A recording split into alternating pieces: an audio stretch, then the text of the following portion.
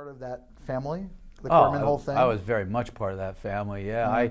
I graduated from AFI's cinematography program in 1989. Pivotal moments in my youth that really got me interested in filmmaking. The first one was my dad took me to see 2001: A Space Odyssey when I was 7 or 8 years old. A re-release, I guess. And it blew me. What's that? A re-release. Yeah, no. This is 1968. Oh, yeah, wow. yeah, I'm old. A little bit older than that. And I dye my hair.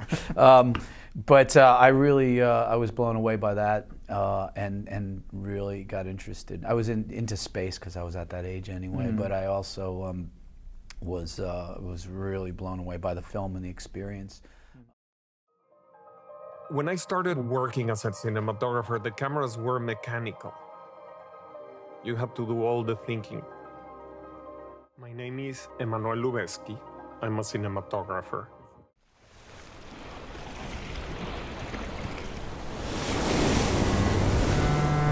What are you doing here, Donald? I think I found a way home. It's a job for some very, very powerful people. People who I believe can fix my charges permanently.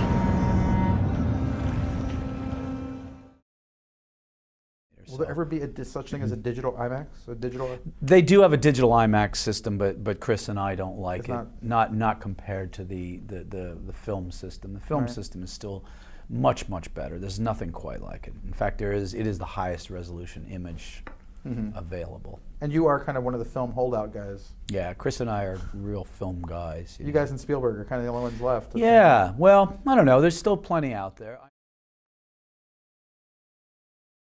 Working, but for me, almost without testing it, I just shot a couple of frames and we loved it. And when Alejandro saw it, he said, "We have to have it. We gotta have it." And we had already sent film back to Hollywood because film was just not getting what we were trying to do. It's not sensitive enough, and it was getting grainy, and we were shooting very late. There's a lot of shots in the movie that are past dusk, very late. So the digital cameras were able to give us a beautiful, very clean, immersive image that we were very keen on. And then when the 65 came, first I said, well, we'll use it only for landscapes and big vistas. And then we were like, well, maybe a big vista and this scene, and maybe this scene. And so little by little, it almost took over the movie because it's so immersive. It's the first camera that I work with that really almost translates to 100% what you're feeling when you're in the location. How many times you go to, the Great Canyon or the Yosemite and you're going to take a photo, you go like, how many times you go to, the Great Canyon or the Yosemite and you're going to take a photo, you go like, why is this doesn't capture anything? Why is that it doesn't feel the way it feels when you're there? This camera does it. So it was just, I think it's going to be a game changer and everybody's going to start to using it more and more.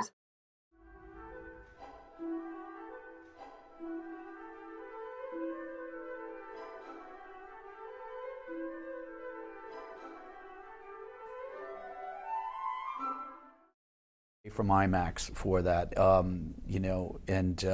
and decided to do much more of it in this visceral style with the camera on my shoulder and kind of chasing around, and pepper in a little bit of large format. So we shot Panavision's 5-perf 65mm system for large format, which is about double the size and resolution of 35mm, whereas IMAX is about 9 times the size of regular 35mm.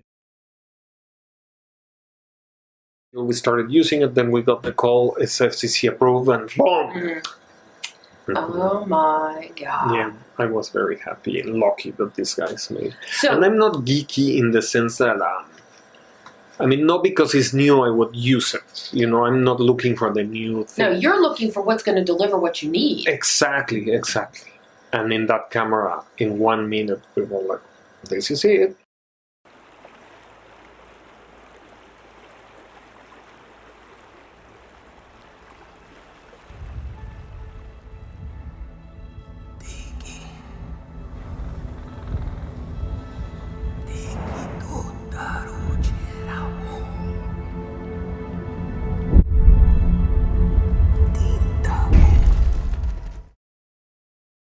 Ps have gotten their head turned. Yeah, by no, the I digital. think people are embracing a lot of this stuff. I know Roger Deakins is shooting with the Alexa camera right now. Airflex is digital, and he likes it a lot. And a lot of people feel that that's the most advanced system, but it's still not 35 millimeter film. You know, it's still not the equivalent. It's not just the fact that 35 is closer to 8K, and there's no digital 8K camera, but it's also the physical depth of the layers on film that give it the contrast, that give it the color saturation, and it's the simplicity of it for Chris and I. You know, all we really have to plug into that film camera is a battery, and we have to load a magazine of film on there. Right. You know, you have to plug so many plugs into, you know, the digital cameras, and it has to be run to a DIT, and a DIT sitting there turning, you know, knobs and you know. Ready? Yes, I'm fine. I'm ready. Don't tell me to calm down. This was your job, goddammit. This was your responsibility. In order to find out the truth about your father, you're gonna need to break into Browning's mind on your own. Look, my point is, I started out as a video cameraman. I know this technology from the earliest stages. I was using video cameras in 1980, so I know this evolution very, very well. Right. And when I started shooting film, I saw the difference immediately. And now these cameras have evolved quite a bit, but I still see a difference, and I understand the difference. I was doing back then, but when I go back and look at Memento, there's a raw quality to it. Look, I'm a naturalistic lighter. I don't light in a stylized way. I don't you know, use smoke and backlights, and you know, I like natural light. You know, and so when I go back and look at Memento, I think there's a raw quality about it that reflects my taste, and I think Chris feels the same way. Then should the audience notice that you're doing these things that are more challenging to you, or should we be? No. The audience should be following the story, and hopefully, if something pops off as looking beautiful, there's a reason in the narrative that it's supposed to look beautiful. There's a reason it's supposed to.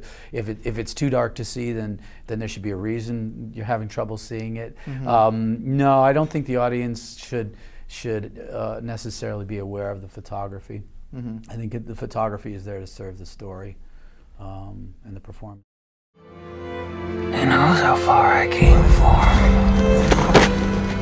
Jesus Christ, what happened? Said he was. And stand up. I think that the iPhone Pro will allow filmmakers all around the world to make films that otherwise are impossible because you don't have the means, or because the cameras are too heavy or too complicated. When I started shooting movies, you had to rent a very expensive camera, buy film stock, pay for developing, special equipment for editing. Now, you can really go out with one of these devices and make a movie. These new cameras are extraordinary in the sense that they are almost starting to think. Shooting with the iPhone Pro allows me to be quite free and spontaneous, a little bit like a jazz musician, finding the best images. That whole film had been done in IMAX, it would have been pretty amazing. Curious how you feel about film versus digital now in 2015. Look, I think that there's still no question in my mind that digital will, at least where we are now, will never look exactly the same on the big screen. And I've used the top digital cameras, and they're quite impressive. But film is still higher resolution. It's still got a greater curve, and it's physical layers. So you're never going to really get that in a digital format. But these cameras can't handle contrast. You know, they can't. You blow out a sky. I have a really hard time with one digital camera being able to see a sunset in the camera. I think the next great cinematographer or the next great film director is already making movies with one of these devices. And And I think it's going to define a lot of how movies are going to be made in the future.